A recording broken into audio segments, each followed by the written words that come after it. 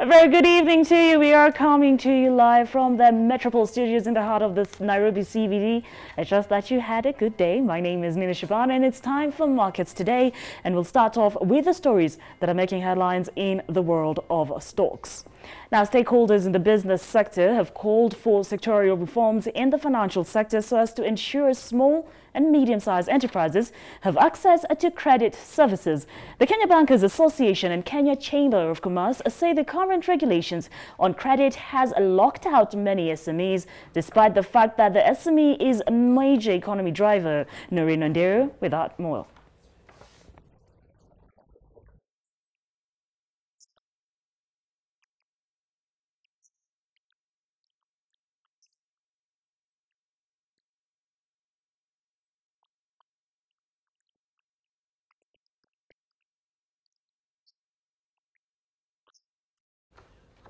Now, economic experts have called on manufacturers in African countries to highly consider the quality of products in order to compete with products from countries outside Africa.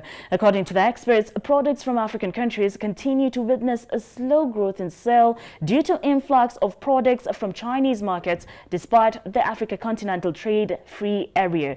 They spoke during a policy meeting with business journalists earlier on. Let's take a look.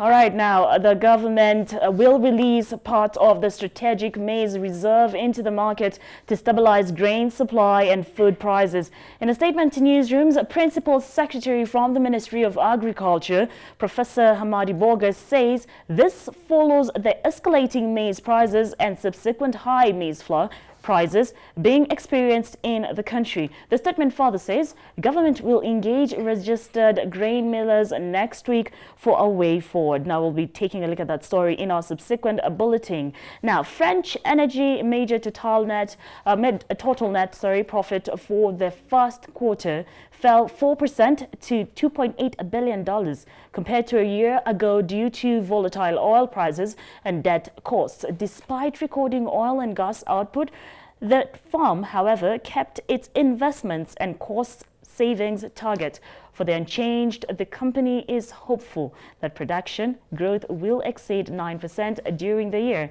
thanks to a ramp-up of projects started in 2018 and the startups of others in Angola, Brazil, Britain, and Norway. Let's take a quick break, actually, and we'll be back with more. I want us to discuss Marta stock. And guess what? We will be discussing and understanding the Atlas puzzle with my very able panelist.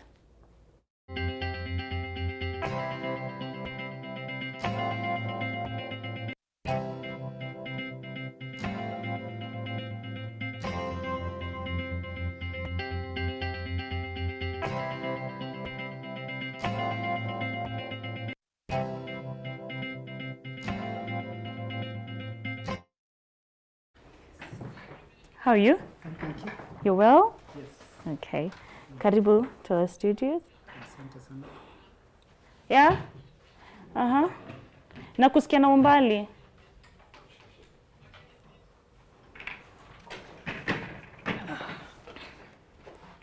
Uh-huh. Niambie, yeah? I don't... Yeah, I think we should. It's a lot of work.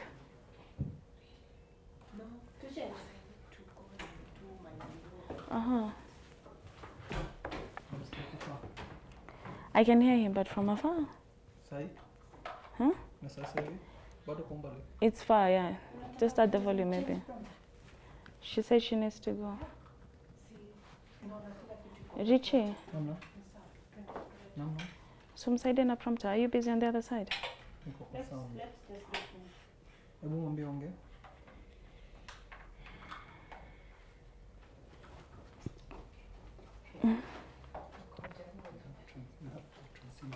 No? Mm-hmm.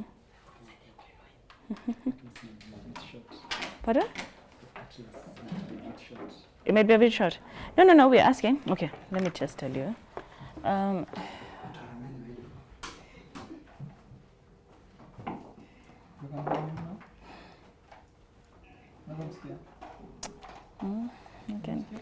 okay?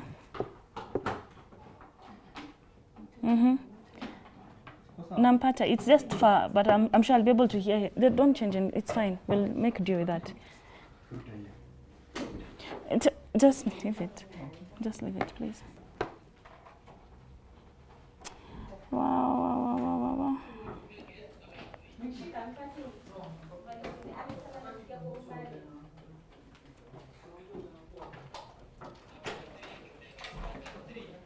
Just leave it. I'll be able to. Yeah, I'll hear.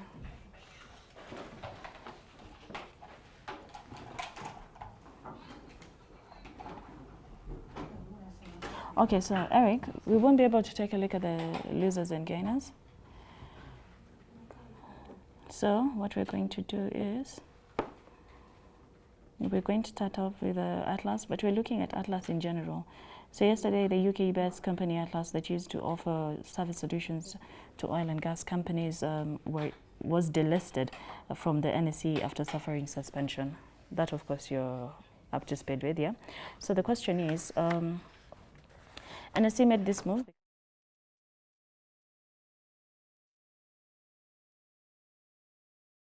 Main NSE. So is this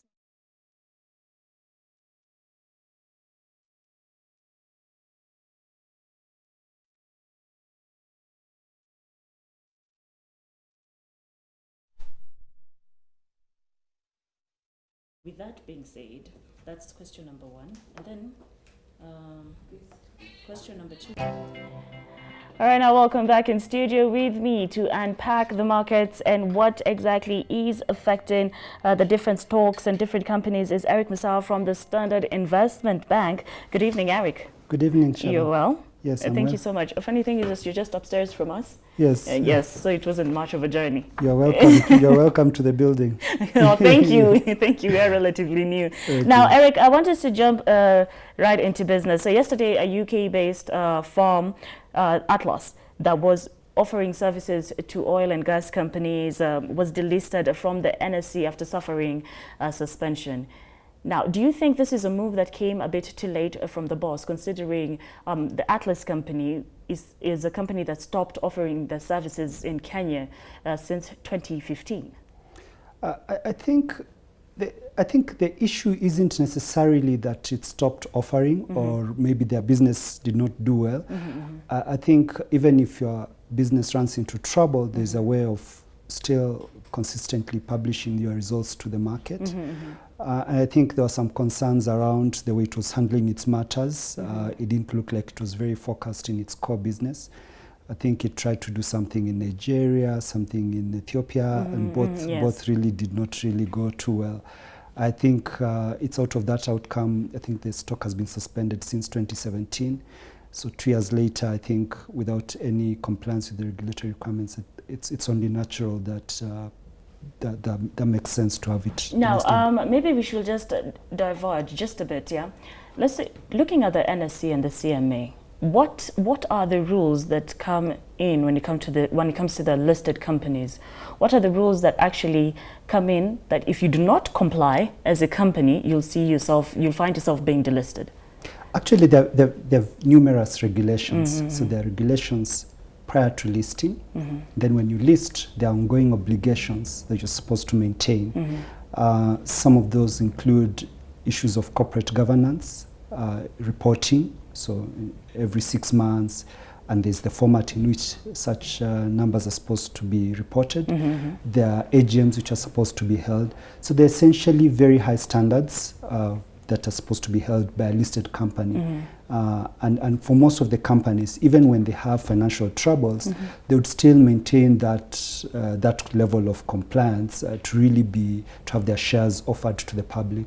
So of course, Atlas was suspended since 2017, and I think given the length of time and non-compliance, I think now you're seeing regulators a lot more vigilant. Okay, and with that said, because everyone will assume that Atlas has been delisted because of operations, but actually they've not been running since 2015 in this particular country, Kenya. Now, taking NSC and taking all this, if we look at other companies as a case study, they're companies that their operations are not doing so well. So would you say that NSC should be keen on them as well? I think it's something that the NSE looks at. First of all, operating in Kenya is not in itself entirely a requirement to actually maintain your listing. You could operate, and as long as you're operating profitably, then that's okay, and you're meeting the relevant requirements. We're really looking at Kenya becoming an international financial center. So essentially that shouldn't be the only barrier.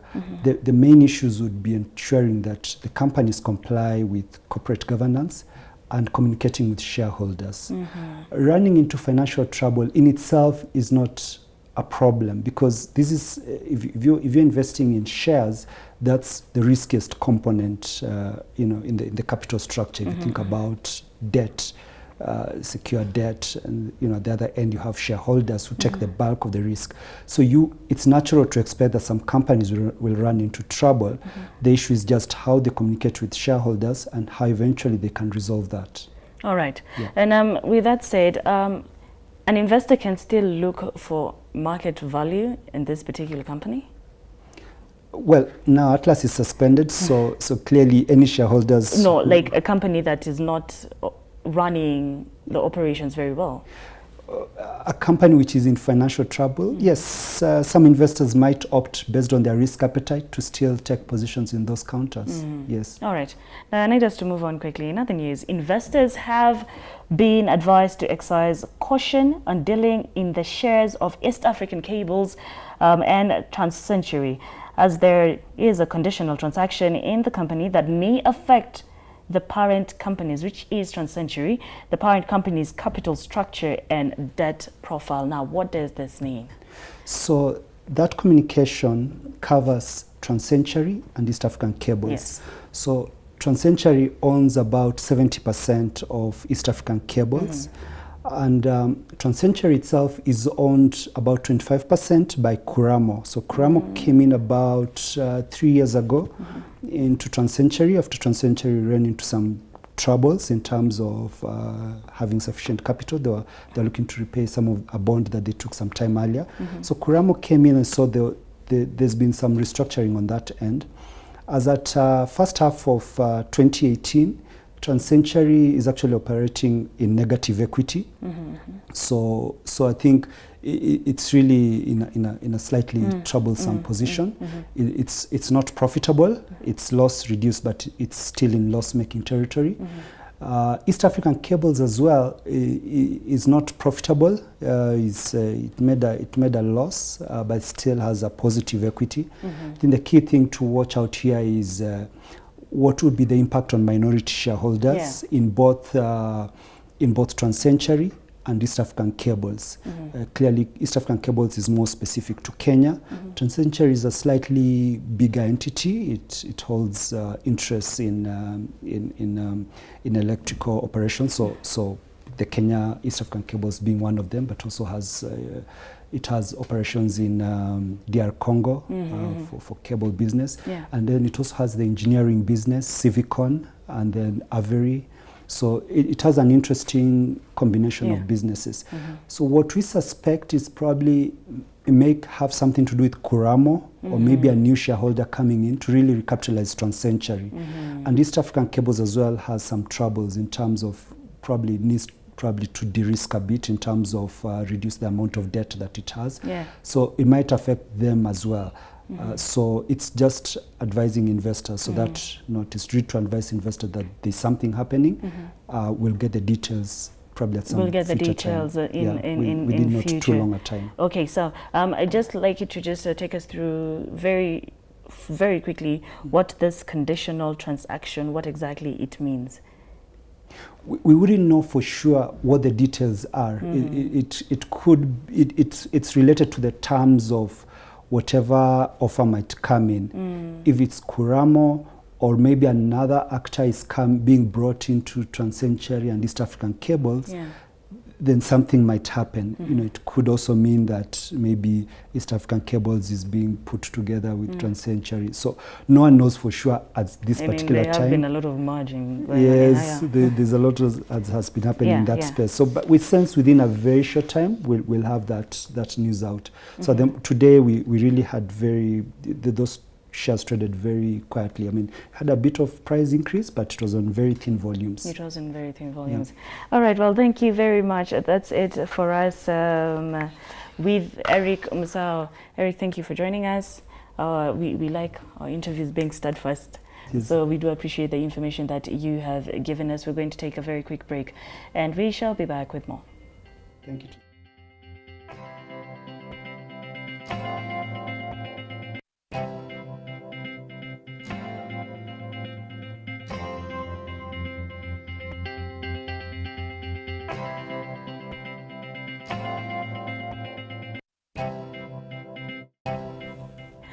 Welcome back. All right, now, economic experts have called on manufacturers in Africa countries to highly consider the quality of the products in order to compete with products from countries outside Africa. Now, according to experts, products from African countries continue to witness a slow growth in sale due to influx of products from Chinese markets despite the Africa Continental Trade-Free Area. Now, we have some insight of what went on in that meeting today. So let's just take a look on what this guy has told the journalists.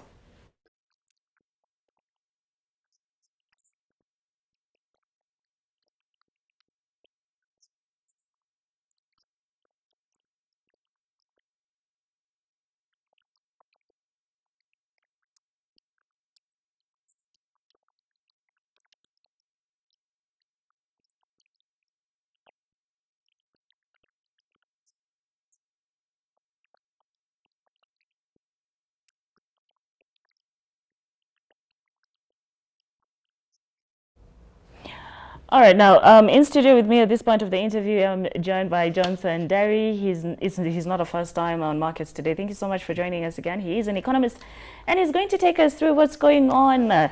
Johnson, you said I can't call you John, so Johnson.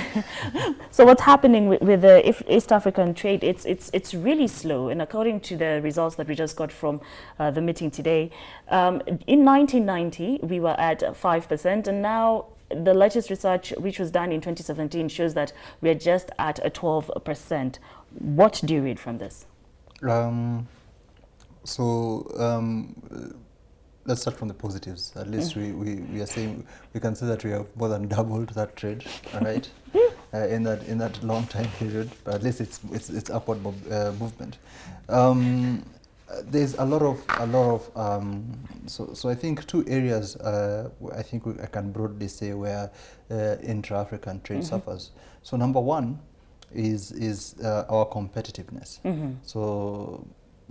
So you've got a Kenyan who wants to sell to a Ugandan versus a Chinese who wants to sell to a Ugandan, and for some reason the Chinese is able to deliver better quality products at lower prices. So that's one area where we suffer, and the other where we suffer is of course political, because you've got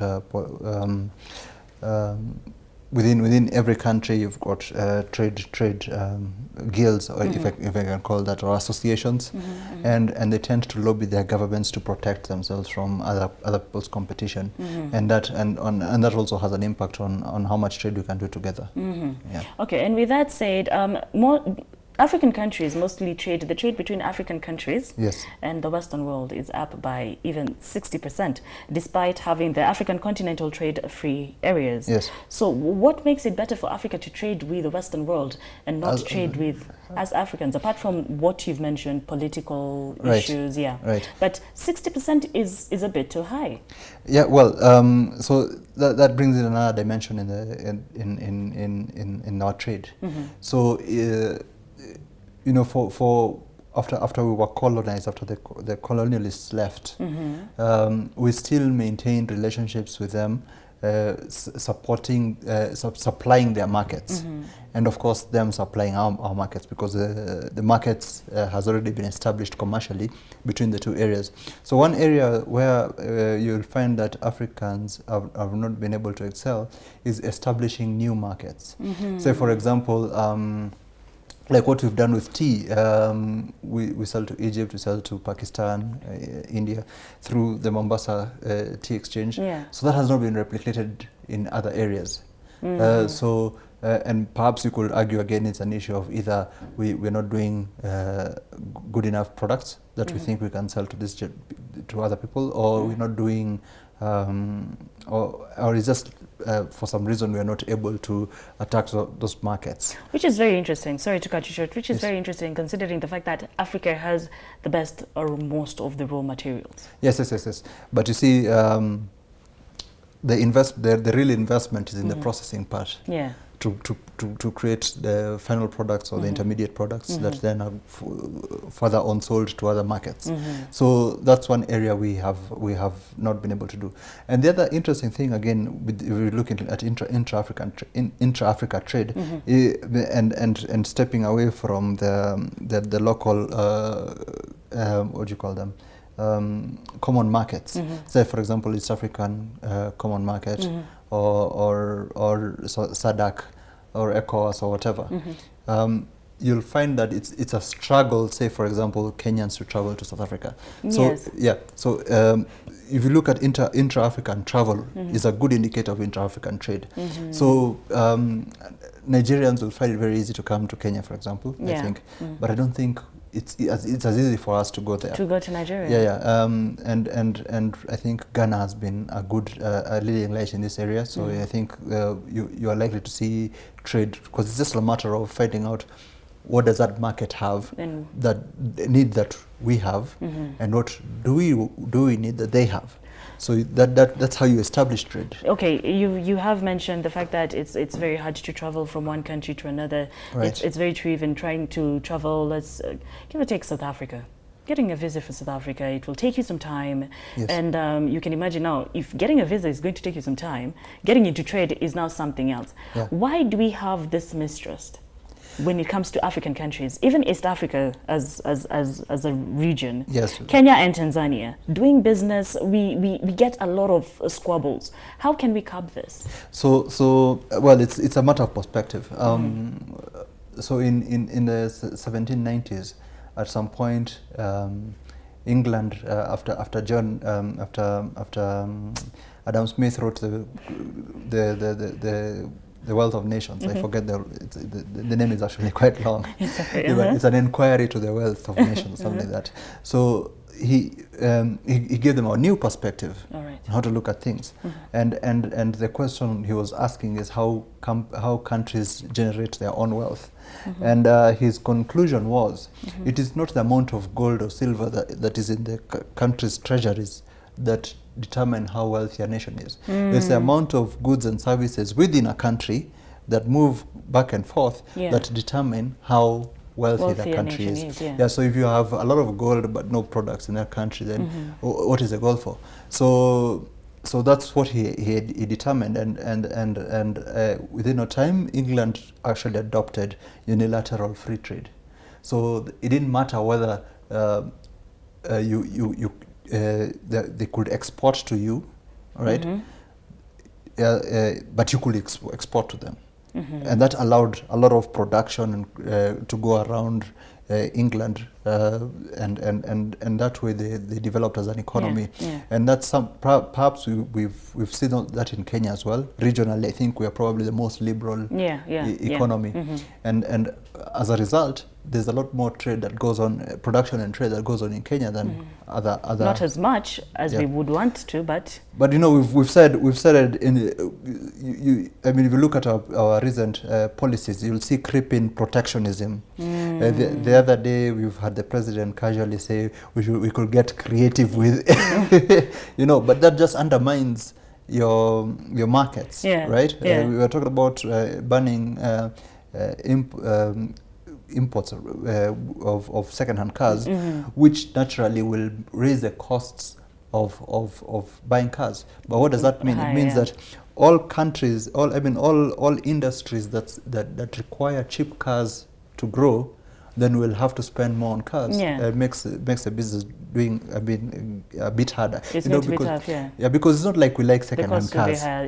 We are actually buying those second-hand cars because that's what we can afford. And because we need them. Exactly. And because we need them. Okay, now, would you say that African products are not competitive enough, and they can't stand the taste of time in terms of maybe price and quality? Because right now, let's just give an example. As a woman you buy a product, a Kenyan product, Kenyan lipstick, Kenyan made, you start using it, but immediately you see another product from the Western world, you'll drop your Kenyan lipstick, you'll never actually go back to that to that product again, and you'll start using the product from the Western world. So what is the problem? Why is it that Kenyans actually, we appreciate products from outside and we don't appreciate our own products? I think we when it's appropriate, we do. I mean, not even Kenyans, Africans. Sorry. Yeah, generally speaking, and it's not just Africa. It's a global phenomenon. So, but here's a solution. There are 4 areas on which you can compete on. You can compete on price. You can compete on product quality. You can promote, if you promote your product a lot more than everybody else, then you'll have an edge. And also how you position your product as well matters. So for example, if you look at Kenya, I mean, if you look at the beverages we've been able to produce, I think for a time Afia was doing very well. If you go back, if you look at Picana, was also doing very well. There was a time it was a brilliant product. It was a favorite to many. Yes. So we can appreciate. It just depends on how, and maybe this is a challenge to strategy at corporate level, because if strategy is not adopted as a important objective in companies, then you'll struggle to compete, because then you're attacking markets the wrong way, and that makes you vulnerable to competition from people who actually know what they're doing. So if I'm attacking a market, if you're providing quality to a market that doesn't require quality, then somebody can undercut you on price. Then you'll go out of business. If you're going to a market that requires quality, and your primary concern is trying to compete on price, and price is not a primary concern to the customer, again, you'll go out of business. So those are the small nuances that need to be tweaked that will allow us to compete better. So Johnson, then when will we finally enjoy the African continental trade-free areas? When will we see success on when it comes to such matters? So naturally, the businessmen must move ahead of the politicians. Let the politicians come later, but the businessmen must move ahead. We must have people going to market. I mean, and it may not be necessarily that difficult. Why can't we sell more tea and coffee to Algeria, Tunisia? Why can't we sell more of our agricultural produce to North Africa, for example? Our chemicals and plastics can go all the way to DRC, for example. I think waiting for the politicians is a bad strategy. To make the decision. Yes. Just see if you can go ahead. Look for the markets yourself, and that's why you have in various companies business development managers whose primary job is to generate sales. But what do you do if Kenya is not enough? I mean, you've seen, I think is the Equity Bank and Safaricom have already started engaging the Ethiopian government even before our government. I'm sure they've started engaging the Ethiopian government, but these corporates are not waiting around. You understand what I'm saying? So that's just how you need to do it. Just build your case as to why it's important for you to do business with those people over there, and see how you can get into business with them. All right. Well, thank you very much. We have to shut this down. That was Nderi, who's an economist who brought us up to speed with Marta's trade in Africa, and we shut down with this. Business, corporates have to go. They have to be 2 steps ahead. Yes. They have to be 2 steps ahead of governments and politicians. And that's it for Markets Today. Don't go anywhere. I shall be back at 7 p.m. with news. Are you done for the day? I think I am. You are done for the day. Yes. I still have news to do at 7 p.m. So I'll be seeing you at 7 p.m. with our 7 p.m. business news. As for now, please do take a look at the agro commodities.